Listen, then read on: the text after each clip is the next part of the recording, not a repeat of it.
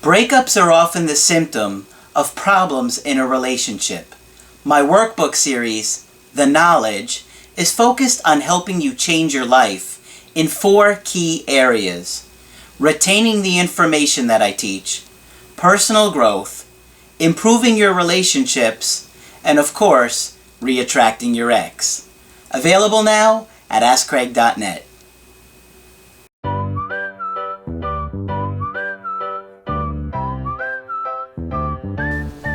Hi there, I'm Coach Craig Kenneth. I'm Coach Margaret. And today we're going to be talking about crucial communication mistakes. In this video, we're going to look at, I think, 4 communication mistakes that couples often do with each other. One of the struggles that we all have in relationships is communicating our needs and understanding our partner. And oftentimes when we don't really understand what's going on within them, we can misinterpret things, or we may see things one way when they may see it another, and then it leads to conflict and problems and disconnect, and then it all blows up. Or we or they may take something personally that wasn't personal at all. All kinds of things can go wrong. So we're going to look at just, I think, 4 in this one, right? Yeah, it's not all that long. The biggest communication mistake I see is that people simply don't. Is that what you see too, Craig? What do you see? Yeah, that's a big one. I think keeping things to yourself and not trying to figure out what's going on with the other person, maybe because you're afraid. Right, because you're afraid. And I think that's the bottom line, that we hold things in because we don't want to start a fight. And that's point number 1 here. And the advice that this person gives us is don't anticipate a conflict, okay? I don't want to tell you what I'm really feeling because I don't want you to get upset or angry. All right.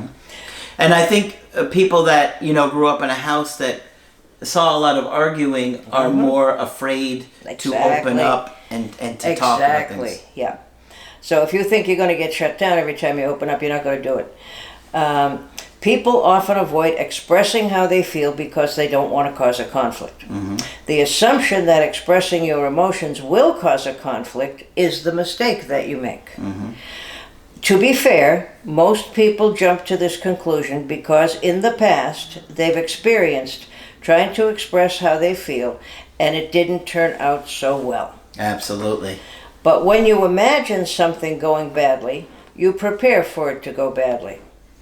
When people expect a fight, they often avoid expressing negative emotions, which can create a sense of awkward distance between 2 people. Or they will wait until they're so upset that they can't hold it in anymore and then they explode. And who wants that? Absolutely. Feelings which may have been brewing for many weeks then come out. Instead of doing this, imagine what it would be like to talk to your partner in a way that would feel calm. When you don't expect a conversation to go badly and can anticipate a positive outcome, your approach and energy will be entirely different. That's right. Right? When you engage with your partner. Okay? But it's okay to rehearse it in advance because you don't want a conflict. Don't tell someone what they did wrong. If you want to get in trouble, try that. When most people do get up the courage to have a discussion, the next most common mistake, so the first common mistake was not doing it. The second most common mistake is that many people feel the need to justify how they are feeling by telling the other person what they did wrong. I feel upset because you are not spending enough time with me. I am angry at you for spending too much money. While expressing your emotion is critical to good communication, following it up with what the other person did wrong will immediately put the other person on the defensive and result in the other person being less able to hear what you're saying. Oh, yeah. Well, you were spending too much money. Well, that's because you weren't earning enough. Right. And now we're off to the races, you jerk. Cheapskate. Do state your feelings without justifying them. we're so antsy about feelings in this day and age that we don't even dare have any without justifying why we have them. Okay, it's okay to have feelings of any kind, any color, any shade, any kind you want. You don't have to justify them.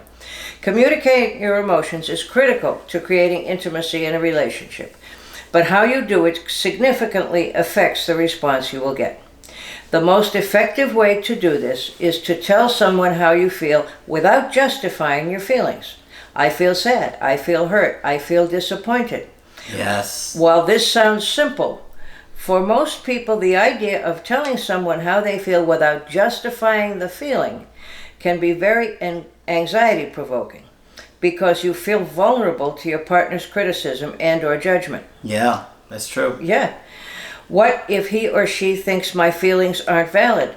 Or worse, what if she doesn't care? But if the person you are speaking to cares about you, their natural response will be, why? That person has now engaged and has invited you into a conversation. You can say, I feel sad, I feel frustrated, I feel whatever. And they're going to say why, right? Okay. The best way to get better at this is to practice in non-threatening situations with people you are less close to. Start by saying the words, I feel, out loud, while looking at yourself in the mirror. Well, Margaret, I feel. Don't justify the feeling by saying why you feel a certain way. Yeah. Just own the emotion without explaining it. It's hard to do. It's harder than it sounds, right? It's hard to do. I'm scared. Yes. To do that. Then practice telling the people you encounter throughout the day how you feel. When that person taking your coffee order asks, how are you? Instead of saying fine, as we are all conditioned to do, tell them how you really feel. I feel and then never show up there again. I feel pretty good today. Or I feel annoyed at the traffic. Work with the words. Just try it. Yeah. And then if you screw it up, never go there for coffee again. Stop going to Starbucks altogether. I feel put the words I feel into as many conversations as you can during the day. After a week or two, try it with your partner. Okay. I feel scared. Yeah. Again. Tell this person what you would like and offer a solution. Most negative feelings are generated because of something you don't like or don't want. On the other side of what you don't want is something you do want. Mm-hmm. I feel angry because I don't like being dismissed. Yeah. I want to be heard. Or I feel hurt because I don't like that you are always busy. I want you to spend more time with me. Mm-hmm. Now that's hard to get mad at, isn't it? Yeah. Yeah. I feel, not you did. Okay? Instead of justifying your emotions, skip over the part about why you don't want and go directly to what you do want. Okay? Oh yeah.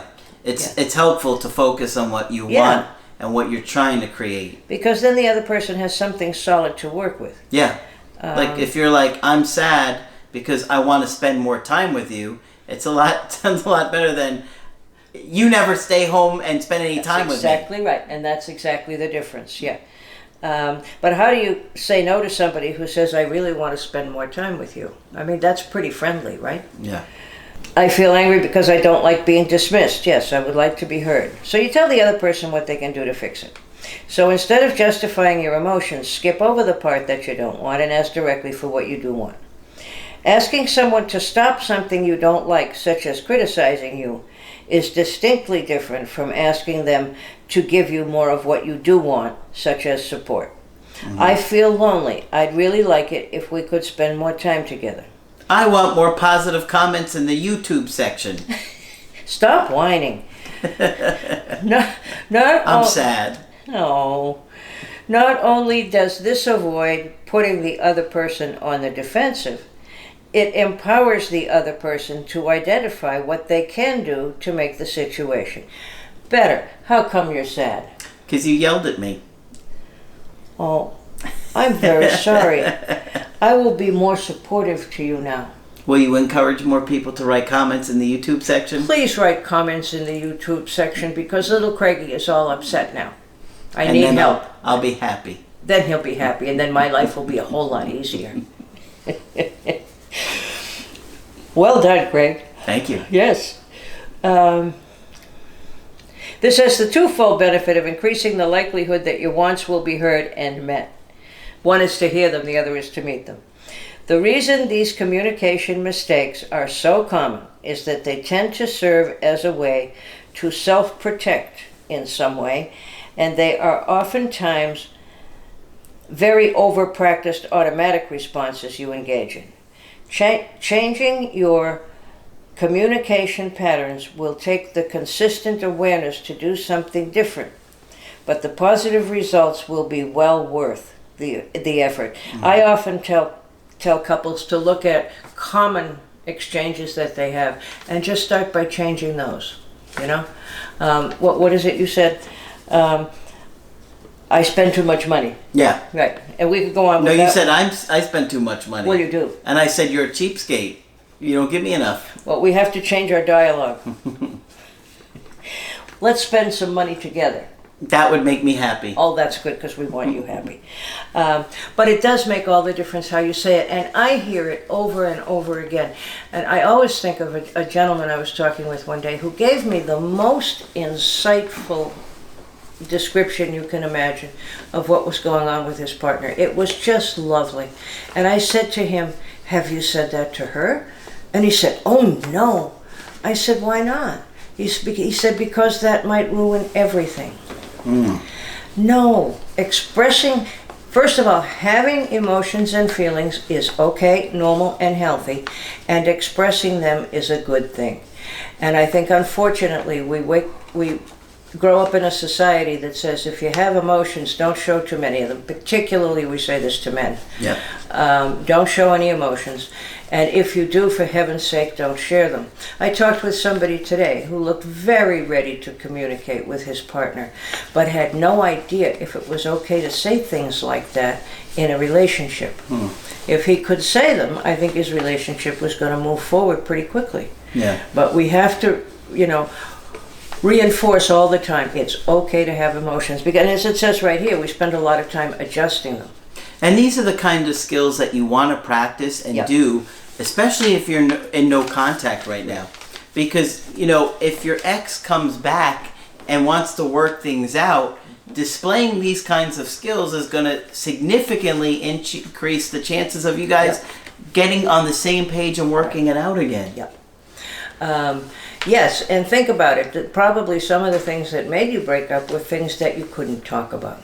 Absolutely. Yeah, that's a great point. Mm-hmm. That's a very useful skill to have if you're thinking about getting back with someone. Good point. Absolutely. Yeah. So hopefully this video was helpful to you, and you guys will think a little bit more about communication and maybe evaluate your situation a little bit more closely so you know what you have been doing and how you can do it a little bit better. That's right. Not only that, if you ask people at Starbucks or wherever else how their day is going, you will get some absolutely wonderful responses that will improve your day.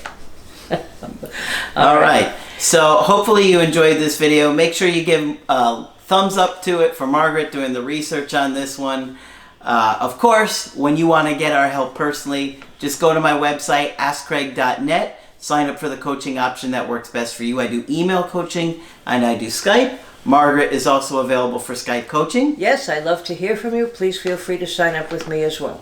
But that's it for this video. I'm Coach Craig Kenneth. I'm Coach Margaret. And we will talk with you soon.